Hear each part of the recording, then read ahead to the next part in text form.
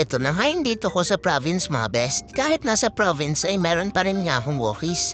Nabalitaan ko nga din na merong mga fiesta-fiesta dito sa bayan ng Labrador. Ito evidence ang daming banderitas mga best. O patsimkan naman kayo. Ang lalandi nga ng mga baby girls dito mga best kasi hinaharot nila si daddy ko. Hanggang amoy nga lang ako kasi pag may iba akong ginawa ay nagagalit ba? Sige, papahiram ko sa inyo si daddy ko basta paisa ako ano deal? Tinangkama ni mami ko na suhulan itong si Bella para paisahin ako kaso hindi umubra mga best. Umalis na nga muna kami sa bahay nila mami ko at lumipat naman kami sa bahay nila daddy ko.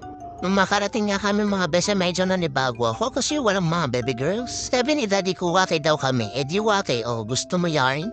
At dahil na sobrang tagal ko nang hindi na pagbibigyan mga bes, nilabas ko na yung gigil ko. Balita ko nga balak nilang patanggal tong Dragon Balls ko. Pinag-take out nga ako ng unbranded na chicken mga bes, pero choosy pa ba ako? Excuse me, hindi ako natatakam no? Magsasabi na naman dyan ng bawal-bawal?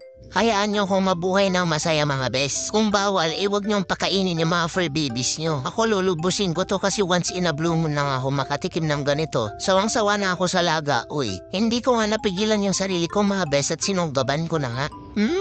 Yummy. Syempre hindi makukumpleto yung araw namin kung hindi kami nag-aasara ni mami ko. And that's it for our day to mga bes. Ingat kayo lagi and spread positivity.